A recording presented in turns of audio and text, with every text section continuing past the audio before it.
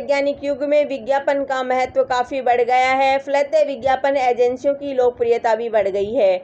आज उपभोक्ता को प्रभावित करने के लिए उत्पादक विज्ञापनों की झड़ी लगा रहा है। वैसे तो किसी व्यक्ति या वस्तु के गुण प्रसारित किए बिना नहीं जाने जा सकते, लेकिन प्रचार प्रसार में एक त्रुटि यह है कि गुणहीन वस्तुओं को भी बराबरी में खड़ा कर दिया जाता है।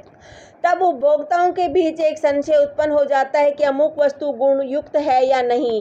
आज व्यापार की दृष्टि से प्रचार प्रसार वांछित है, लेकिन अर्थ का अनर्थ भी हो रहा है। बड़ी कंपनियां साधारण वस्तु का इतना भारी भरकम विज्ञापन देती है कि आम आदमी उसके झांसे में आ जाता है। विज्ञापन की चमक दमक में आदमी ठगा भी जाता है। यह भी सच है कि विज्ञापनों द्वारा ही उपभोक्ता वर्ग उत्पादक वर्ग के संपर्क में आता है। अतः विज्ञापन से हमारा आशय ऐसे ही दो व्यक्तियों के संधि स्थल से है। जीवन की आवश्यकताओं के साथ साथ आज हमारे दैनिक प्रयोग की कौटिक वस्तुएं रोज रोज निर्मित हो रही है। आज के विज्ञापन ही हमें उनके निकट लाते हैं। चूंकि जीवन में उपभोक्ता सामग्री की आवश्यकता होती है, इसीलिए कहा जा सकता है कि इसका क्षेत्र हमारे व्यवहारिक जीवन का संपूर्ण आंगन है।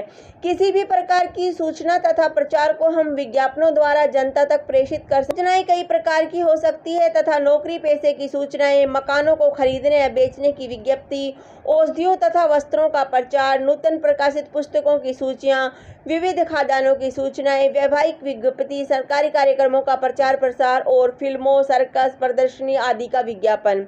इस प्रकार जीवन के किसी भी क्षेत्र की बातें विज्ञापन के जरिए आम आदमी तक पहुंचाई जा सकती है। विज्ञापन के साधनों के रूप में तरह तरह की चीजों एवं आधारों का प्रयोग किया जाता है। यह विज्ञापन रेल के डिब्बों के बाहर, बस, ऑटो या रिक्शे के पीछे, बिजली या टेलीफोन आदि के खंभों से लटकाकर, दीवारों पर, समाचार पत्र एवं पत्रिकाओं में, सिनेमा के पर्दे पर तथा रेडियो और टेलीविजन द्वारा आदि अनेक माध्यमों से दिया जा सकता है।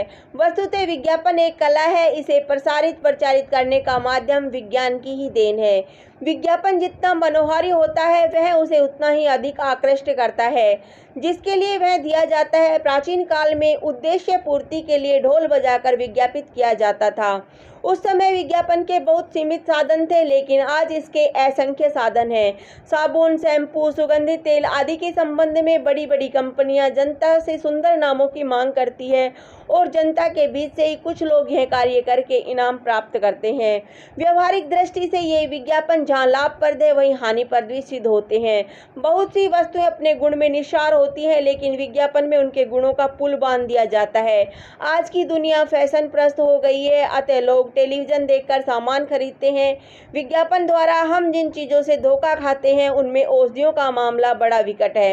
निष्कर्ष यही है कि विज्ञापन की यह कला निसंदेह व्यापार की दृष्टि से अत्यंत उपादेय है, परंतु सरकार का कर्तव्य है कि वह वस्तुओं की उचित जांच के पश्चात उसे विज्ञापित करने की स्वीकृति प्रदान करे। धन्यवाद। जय हिंद, जय भारत।